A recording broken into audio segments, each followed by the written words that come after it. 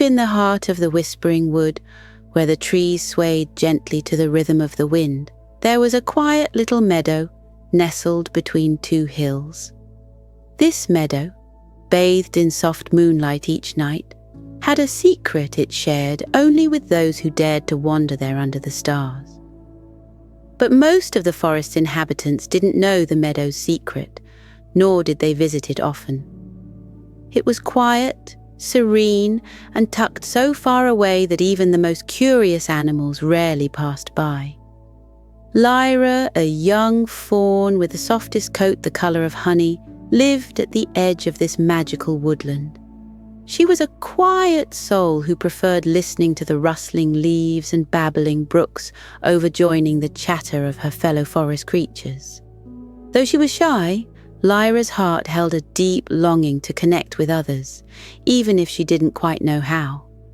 Each evening, as the sun set behind the hills, Lyra would stand at the edge of her small grove and watch the golden light fade into purples and blues. She loved the way the stars blinked into existence one by one, as if the sky itself was gently waking up after a long day. Tonight was no different. Lyra nibbled on sweet clover, her ears twitching at the distant hoot of an owl. She gazed at the moon, which hung low and luminous, its light casting silver patterns on the forest floor. But something felt different in the air tonight. There was a kind of hum, soft and barely noticeable, like the forest itself was holding its breath. She tilted her head, her large brown eyes curious. "What is that sound?" she whispered to no one in particular. Lyra's mother, a graceful doe with kind eyes, had always told her stories of the forest's wonders. She spoke of glowing fireflies that danced in hidden groves and streams where the water shimmered like liquid silver. But never had she mentioned a sound like this. A soft, lilting melody that seemed to float on the night breeze. Drawn by the music, Lyra took cautious steps out of her grove, her hooves making barely a sound on the soft moss. The farther she walked, the clearer the melody became. It wasn't like any bird's song or the chirp of crickets. It was deeper, richer, almost like the sound of a harp being played by invisible hands. As she moved closer to the source, the trees began to thin, and the air around her felt lighter, almost as if it were sparkling. Then she saw it, a glade bathed in moonlight, its grass glowing faintly silver. The moon hung directly overhead, casting its beams in such a way that they seemed to dance and shimmer as they touched the earth. Lyra stepped cautiously into the glade, her breath catching at the sight. The moonbeams weren't just lighting the meadow, they were alive, rippling like ribbons of silk. As one beam shifted, it emitted a gentle musical tone, as if plucked by some unseen force. Another beam shimmered nearby, adding a soft note to the melody. Together, the beams created a song so enchanting that Lyra felt as though her heart might burst. She stood frozen, unsure if she should move closer. What if she disturbed the magic of the place? But the melody seemed to welcome her, coaxing her forward. Tentatively, Lyra took a step into the nearest beam of light. To her amazement, the soft note grew clearer, resonating through the glade. She gasped. "Did I do that?" she murmured. Lyra lifted her hoof and moved again, and another note joined the melody. The moonbeams were responding to her. Her heart raced with excitement as she experimented, moving slowly through the glade, letting her movements guide the notes. She turned, hopped, and twirled, and the glade responded in kind, creating a symphony that wrapped around her like a warm blanket. For the first time, Lyra felt like she was part of something bigger, something extraordinary. Her shyness melted away as she lost herself in the melody, her every movement adding to the magical harmony of the meadow. When she finally stopped, her legs trembling from the excitement. The glade grew quiet. The moonlight softened as if it were thanking her for her dance. Lyra looked around, her breath coming in small puffs, and felt an overwhelming sense of peace. "I didn't know," she whispered, her voice soft but full of wonder. "I didn't know something so beautiful could exist." As she made her way back to her grove, her heart felt lighter than it had in years. Lyra couldn't wait to return to the meadow, but more than that, a tiny spark of courage flickered within her. Perhaps this melody, this secret, wasn't just meant for her. Maybe, just maybe, it was something she could share. The next morning, sunlight streamed through the canopy of trees, dappling the forest floor with patches of gold. Lyra awoke in her cozy grove, the memory of the moonlit meadow still fresh in her mind. She stretched her slender legs and shook her soft coat, a mixture of excitement and nervousness bubbling in her chest. Her thoughts swirled as she wandered to the nearby brook for a drink. The water was cool and clear, reflecting her wide brown eyes. She couldn't stop thinking about the glade and its magical music. Was it a dream? Could such a wondrous place truly exist? She dipped her nose into the stream, the cold water calming her thoughts, but the melody still hummed faintly in her mind. As she walked back toward her grove, Lyra noticed something unusual. The birds, who were usually chattering and chirping their morning songs, seemed quieter today. The usual rustling of squirrels leaping between branches was absent. Even the rustling leaves, which sang softly with the wind, seemed subdued. The forest felt different. It wasn't just quiet. It was tense, as though holding on to a secret it wasn't ready to share.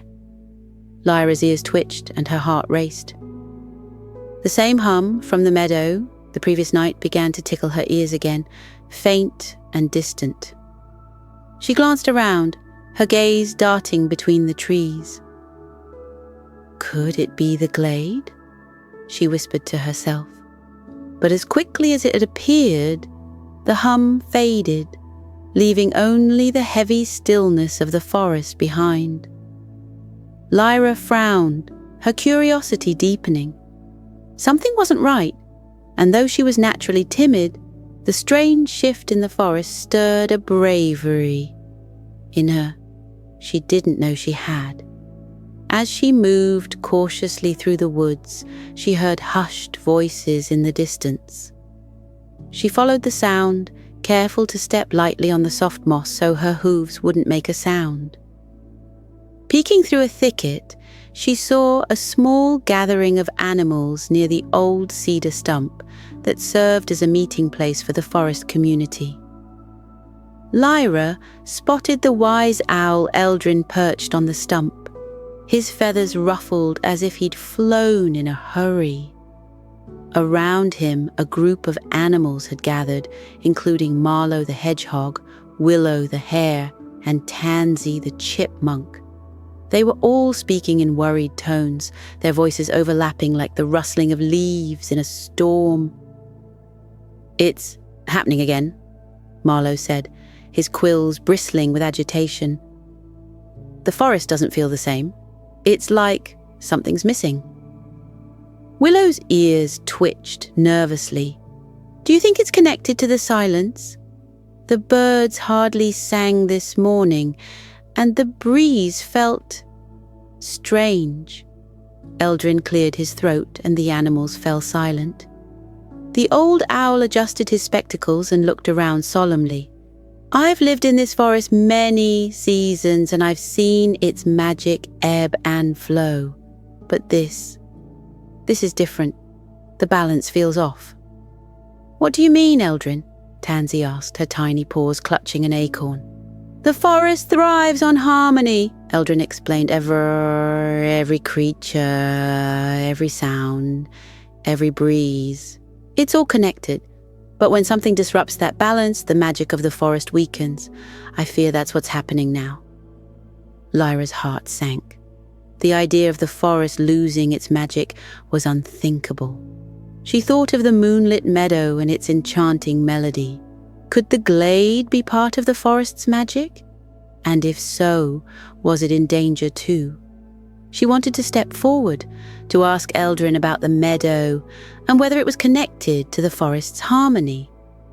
But her shyness held her back. Instead, she listened quietly, her ears straining to catch every word. "We must do something," Marlowe said, his voice firm. "If the balance is off, we need to find the cause and fix it." "But how?" Willow asked. "Where do we even start?" Eldrin sighed, his feathers puffing out slightly. "We must observe. Listen, the forest will guide us if we pay attention. Look for signs of imbalance. Strange sounds, unusual silences, anything out of place. And remember, the answer may come from the most unexpected places." The animals murmured their agreement, and the gathering dispersed, each creature returning to their part of the forest to look for clues. Lyra stayed hidden in the thicket, her mind racing. Eldrin's words echoed in her head. The answer may come from the most unexpected places, the moonlit meadow. The thought sprang into her mind unbidden. Could the meadow hold the key to the forest's imbalance? The melody she had heard felt like it belonged to something far greater than herself, something ancient and powerful. That night, as the sun dipped below the horizon and the stars began to twinkle, Lyra made her way back to the glade. The forest was even quieter than before, the silence pressing against her like a heavy blanket. She quickened her pace, her heart pounding with a mixture of anticipation and unease. When she reached the meadow, it was just as she remembered, bathed in silver light, the moonbeams shimmering and dancing as if alive. But something was different. The melody was faint, fragmented, like a song played on a broken instrument. The harmony that had filled the glade the night before was gone, replaced by dissonance. Lyra stepped cautiously into the meadow, her hooves touching the cool grass. As she moved through the moonlight, she tried to recreate the melody, letting her movements guide the notes. But no matter how she danced, the song didn't come together. It was as though the meadow itself was struggling, its magic faltering. Frustrated and worried, Lyra stopped and looked up at the moon. "What's happening?" she whispered, her voice trembling. "Why is the meadow losing its music?" As if in response, a soft breeze brushed past her, carrying with it a faint hum. Lyra's ears perked up. The sound was coming from the far edge of the glade, where the trees grew thicker and shadows danced in the moonlight. She followed the sound, weaving through the trees until she reached a small hollow. There, nestled among the roots of an ancient oak, was a strange sight, a small glowing orb of light pulsing gently like a heartbeat. It was the source of the hum, its light flickering like a candle in the wind. Lyra approached cautiously, her eyes wide with wonder. She had never seen anything like it. The orb seemed alive, its glow warm and inviting. But as she reached out a tentative hoof, the light dimmed and the hum grew fainter. Panic surged through her. "Don't fade," she pleaded. "I don't know what you are, but I think you're important. Please stay with me." The orb flickered once more, as if acknowledging her words, before settling into a steady, though faint, glow. Lyra knew then that the meadow's melody, and perhaps the forest's harmony, was tied to this mysterious light. But what it was and why it was faltering remained a mystery. Lyra's resolve hardened. She couldn't let the light fade. Somehow, she would find a way to restore its strength and bring the meadow's music back to life. For the first time, her shyness felt less like a barrier and more like a challenge she was ready to overcome. Lyra awoke the next morning with a renewed sense of purpose. The image of the glowing orb nestled in the roots of the ancient oak stayed vivid in her mind. Though the faint hum of the melody haunted her thoughts, it also fueled her determination. She needed to understand the light's connection to the meadow and the forest's harmony. The sun was just peeking over the horizon when Lyra set out, her delicate hooves crunching softly on the forest floor. The woodland creatures were just beginning to stir, and the air was cool and fresh. As she walked, Lyra thought about Eldrin's words. "The forest will guide us if we pay attention." Lyra decided her first step would be to visit Eldrin himself. The wise owl lived in an ancient, hollow tree near the center of the forest, its twisted branches forming a natural perch that allowed him to see everything. Eldrin was already awake, his sharp eyes scanning the forest as Lyra approached. "Good morning, Lyra," Eldrin hooted warmly, adjusting his spectacles. "What brings you here so early?" Lyra hesitated for a moment before explaining everything. How she had found the moonlit meadow, the mysterious melodies, and the dimming orb of light she'd discovered the night before. As she spoke, Eldrin's expression grew more serious, his feathers ruffling slightly. "This is troubling news," Eldrin said, his voice low. "The orb you describe is not something I've seen before, but it sounds like it could be a part of the forest's ancient magic. If it's faltering, the balance of the entire forest could be at risk." "What should I do?" Lyra asked, her wide eyes filled with concern. Eldrin tapped his talons on the branch thoughtfully. "To understand the orb's purpose and how to restore its strength, you'll need to learn more about the forest magic. There are places in this forest that hold old secrets, places where the magic runs deep. Visit them, listen to what they have to say, and the answers may reveal themselves." Lyra nodded, her resolve strengthening. "Where should I go first?" "There are 3 sacred places in the forest that I know of," Eldrin replied. "The Whispering Pines, the Crystal Creek, and the Starfall Clearing. Each holds its own kind of magic. Start with the Whispering Pines. They are the keepers of the forest's oldest stories." Thanking Eldrin, Lyra turned toward the north, where the Whispering Pines stood tall and proud. The journey would be long, but Lyra felt ready. The thought of the faltering orb filled her with urgency, and her usually timid nature was replaced by determination. The Whispering Pines loomed tall and majestic as Lyra entered their domain. Their silver-green needles shimmered in the sunlight, and a soft, otherworldly whisper seemed to flow through their branches. Lyra stood still, her ears twitching as she tried to make sense of the sound.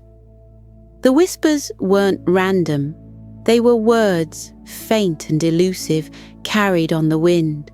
She stepped deeper into the grove, her hooves crunching on the pine needles carpeting the ground. The whispers grew clearer, forming fragments of sentences that danced on the edge of her understanding. The moon, harmony, light. Lyra closed her eyes and focused, letting the whispers wash over her. She remembered how she had moved through the moonlight in the meadow, how her body had created music in harmony with the light. Slowly, she began to step through the grove, her movements mirroring the dance she'd performed in the meadow. As she moved, the whispers grew louder, more coherent. "Seek the flowing crystal. The song must blend." Lyra paused, her heart pounding. The whispers seemed to be guiding her to the next place, the Crystal Creek. But before she left, she asked softly, "Why is the orb fading? What can I do to save it?" The pines rustled in response, their whispers taking on a mournful tone. "The harmony is broken. The light cannot shine alone. It seeks its counterpart." Though she didn't fully understand, Lyra felt a glimmer of hope. The orb wasn't beyond saving. It just needed her help. The journey to the Crystal Creek was longer and more challenging. The terrain grew rocky, and Lyra had to navigate steep inclines and narrow paths. The sound of rushing water reached her ears before she saw it, a steady, melodic rhythm that felt soothing and familiar. When Lyra reached the creek, she gasped at its beauty.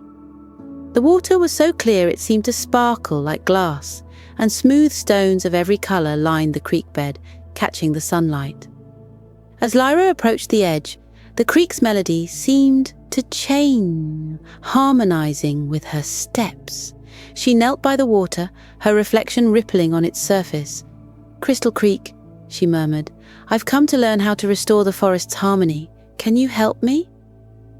The water shimmered and a soft voice seemed to rise from its depths. "Harmony is a blend of many notes, young one. Just as this creek flows with many streams, the melody you seek must unite the voices of the forest." Lyra's heart raced. "How do I bring the voices together?" "Seek the Starfall Clearing," the creek replied. "There, under the light of the stars, the voices may join. But beware, young one, harmony is fragile and it must be nurtured with care." Lyra nodded, the weight of the task settling on her shoulders. As she stood to leave, she noticed a small glowing stone nestled among the creek's rocks. It pulsed faintly, its light resembling the orb she had found in the meadow. Taking the stone, Lyra felt a warmth spread through her, as if the creek had passed some of its magic to her. She whispered her thanks and turned toward her next destination, the Starfall Clearing. The Starfall Clearing lay on the edge of the forest, where the trees gave way to an open expanse of grass and wildflowers. By the time Lyra arrived, the sun was setting, and the sky was awash with hues of orange and pink. She paused at the edge of the clearing, awed by its beauty.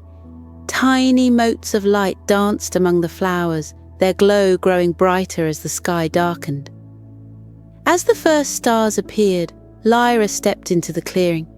The air was alive with a soft hum, a sound that resonated deep within her. She clutched the glowing stone from the creek, feeling its warmth pulse in time with the hum.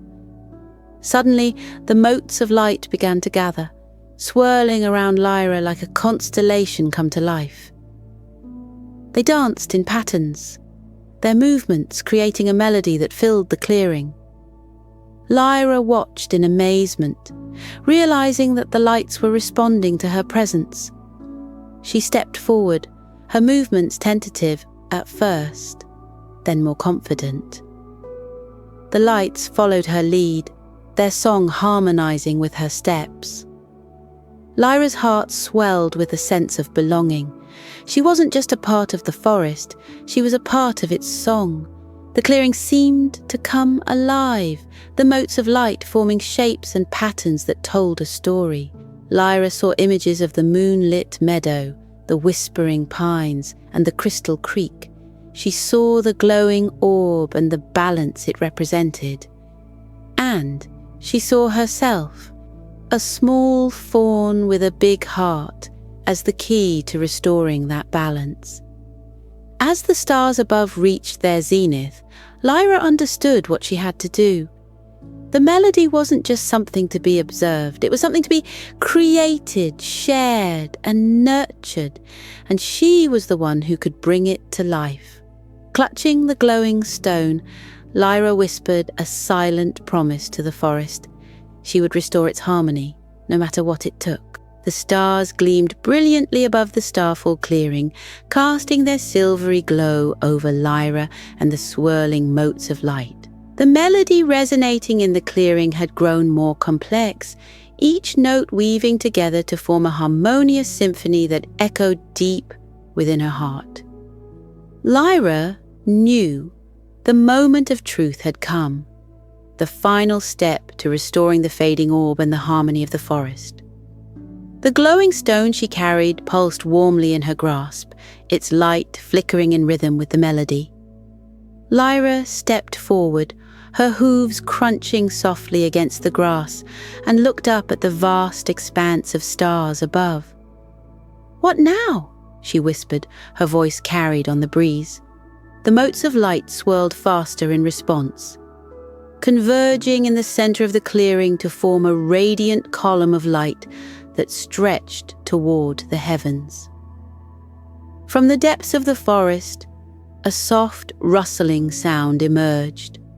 Lyra turned to see creatures of all shapes and sizes stepping cautiously into the clearing. Deer, rabbits, foxes, squirrels, birds, and even a few shy badgers gathered around, their eyes wide with awe as they gazed at the glowing column. Eldrin, the wise owl, flew down to perch on a nearby branch. "The forest has heard your call, Lyra," he said, his voice filled with reverence. "This is the moment when all voices must come together." Lyra's heart raced. She realized that the melody she had been creating wasn't just hers. It was meant to unite every creature in the forest. She stepped into the center of the clearing, the glowing stone in one hoof, and faced the gathered crowd. "Everyone," she called out, her soft voice carrying across the clearing. "The forest's harmony is fading, but we can restore it, together. We each have a melody inside us, and we must share it to bring the light back to life."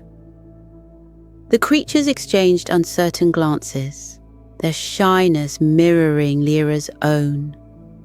She took a deep breath and closed her eyes, allowing the melody within her to guide her. Slowly she began to move, her steps light and deliberate, as if she were tracing the patterns of the stars above. As Lyra danced, the motes of light responded, their glow intensifying. The melody grew stronger, filling the clearing with a sense of magic and possibility. One by one, the creatures joined in. The birds began to chirp, a sweet harmony. The rabbits thumped their paws rhythmically, and the foxes howled a haunting yet beautiful refrain. The ground beneath their feet seemed to hum with energy as the melodies of the forest creatures blended together. Lyra felt the glowing stone in her hoof grow warmer, its light spreading until it filled the entire clearing. The motes of light swirled around her, lifting her spirits and giving her the courage to continue leading the dance. As the melody reached its crescendo, the column of light began to shift. It expanded outward, enveloping the clearing and spreading into the forest beyond. The trees glimmered with a silvery glow, their leaves shimmering like liquid light. The animals' eyes shone with joy as they felt the forest's harmony being restored. Suddenly, a familiar hum filled the air. Lyra turned to see the orb she had discovered in the moonlit meadow floating gently toward her.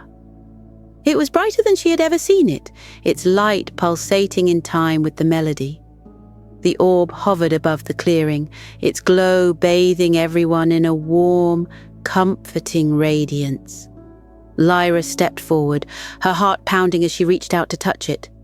The moment her hoof made contact, a surge of energy coursed through her, filling her with a sense of connection to the forest and its magic. The orb pulsed once, twice, and then burst into a shower of sparkling light. The fragments scattered across the clearing, merging with the motes of light and the stars above.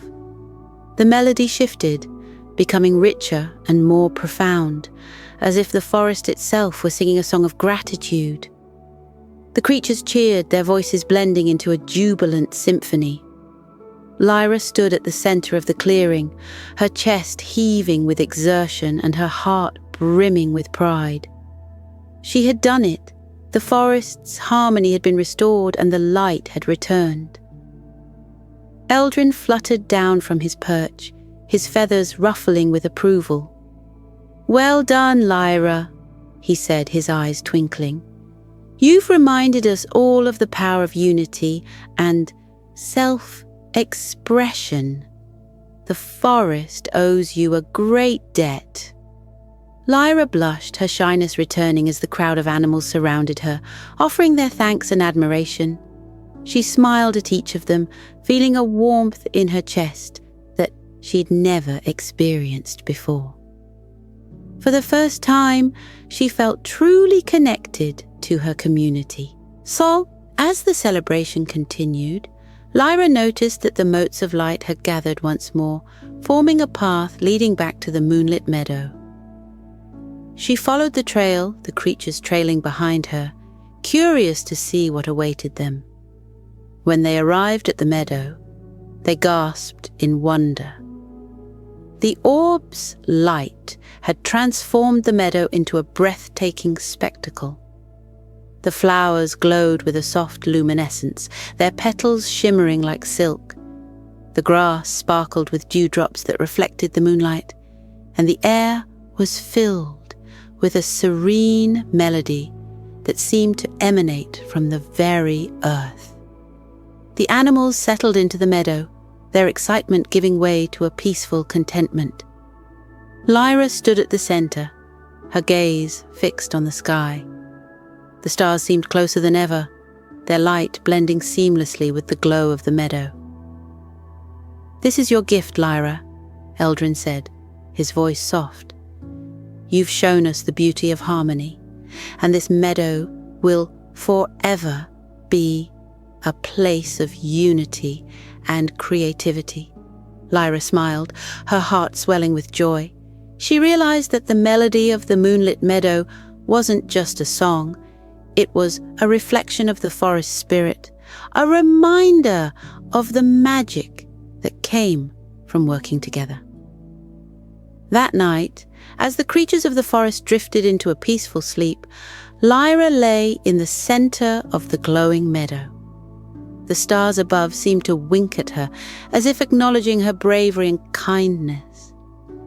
She closed her eyes, her heart full of gratitude, and let the melody of the forest lull her into the most restful sleep she had ever known. From that day forward, the moonlit meadow became a place of gathering and celebration. The animals visited often, bringing their own melodies to share and weaving their voices into the symphony of the forest. And Lyra, the shy fawn who had discovered her courage, was always there to lead the dance and remind everyone of the magic they carried within. The forest was alive with harmony once more, and the melody of the moonlit meadow would echo through its trees for generations to come. As the celebration in the moonlit meadow began to quiet, the creatures of the forest found their places among the glowing flowers and soft grass. The symphony of melodies shifted into a soothing lullaby, a gentle song carried by the cool night breeze. The stars above twinkled serenely as if offering their own nod of approval. Lyra stood at the heart of the meadow, her gaze lifting to the sky. She took a deep breath, the crisp air filling her lungs and calming her racing heart. Her journey had been long, but it had also been rewarding. Now it was time to rest and let the melody she had created guide everyone into peaceful dreams. "Everyone," Lyra called softly, her voice carrying the same gentle tone as the night itself. "It's time to rest. The forest has given us its song, and now we must embrace its peace." The animals nodded, their movements slow and deliberate as they settled into cozy spots around the meadow. Lyra herself knelt in the soft grass, folding her legs beneath her and letting the glow of the flowers envelop her like a warm blanket. "Close your eyes," Lyra whispered, her voice gentle and soothing. "Let your body relax, just like the flowers swaying gently in the breeze. Feel how the earth cradles you, soft and steady, as though the forest itself is holding you in its arms. The animals around her obeyed, their eyes fluttering shut as they let go of the day's excitement. The sounds of the forest, a distant owl's hoot, the rustling of leaves, the faint hum of the meadow's melody became their lullaby. "Take a deep breath," Lyra continued, her own breathing slow and even. "Breathe in the cool, crisp air of the night. Feel it fill your chest, spreading calm and peace through your whole body. Now, breathe out, letting all your worries drift away like leaves on the wind." She demonstrated, inhaling deeply and exhaling with a soft sigh. The animals mirrored her, their breathing syncing with hers until the entire meadow seemed to rise and fall in unison. As the creatures began to relax, Lyra spoke again, her voice soft and rhythmic, like the melody of the meadow itself. "You are safe here, surrounded by the forest's love and the light of the stars. Feel the warmth of the meadow beneath you, the gentle glow of the flowers wrapping you in a cocoon of comfort." Her words were like a spell, weaving a sense of security and serenity throughout the clearing. Even the shyest creatures, who usually kept to the shadows, felt at ease under Lyra's guidance. "Let your muscles relax, one by one," Lyra said. "Start with your hooves or paws, feel them soften and grow heavy. Then let the calm move up your legs, to your shoulders, to your back. Let the peace spread to your ears, your eyes, your whole body." The animals stretched and shifted, releasing the tension from their bodies. A rabbit yawned and snuggled deeper into the grass, while a fox curled its tail around itself, its ears twitching as it listened to Lyra's soothing voice. "The stars above are watching over us," Lyra continued, her tone steady and reassuring. "Their light is gentle and kind, like the glow of the meadow. Imagine their light falling over you like a soft, silvery blanket, wrapping you in peace and quiet." The creatures envisioned the stars' light, their imaginations filling in the gaps as they felt the warmth of safety and comfort. Lyra smiled, sensing the calm that had settled over the meadow. "Now," she whispered, "let your mind drift, like a leaf floating on a quiet stream. There's no need to hold on to thoughts or worries. They can flow away, carried by the melody of the forest." Her own thoughts became light and airy, the melody filling her mind like a gentle breeze. She let the music guide her, imagining it weaving through the trees across the meadow and into the dreams of every creature present. "Think of a place that makes you feel happy," Lyra said after a moment. "It might be a sunny glade, a cool stream, or even this meadow. Picture it in your mind, the colours, the sounds, the way it feels. Imagine yourself there, free and light as the stars above." The animals' faces softened as they visualized their safe places.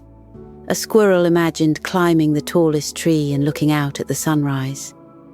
A hedgehog pictured its snug burrow lined with soft moss. Lyra herself thought of the first time she danced in the moonlit meadow, the joy and wonder filling her heart. As the melody softened, Lyra spoke her final affirmations. "You are peaceful, you are safe, you are loved. The forest is here for you, always holding you in its embrace." Her voice faded into the quiet hum of the meadow. The animals were asleep now, their dreams filled with the harmony of the forest and the glow of the stars. Lyra smiled, her heart full as she lay down among the glowing flowers. She felt the earth's warmth beneath her and the stars' light above her. "Good night, everyone," she murmured, her own eyes closing. "May your dreams be as beautiful as the melody of the moonlit meadows." The forest fell silent, the only sound the soft rustle of leaves and the gentle hum of the meadow's song. The stars watched over the sleeping creatures, their light a constant reminder of the harmony that Lyra had helped restore. And so, under the serene glow of the moon and the watchful gaze of the stars, the moonlit meadow cradled its visitors in peace, ensuring their dreams were as magical as the melody that had brought them together.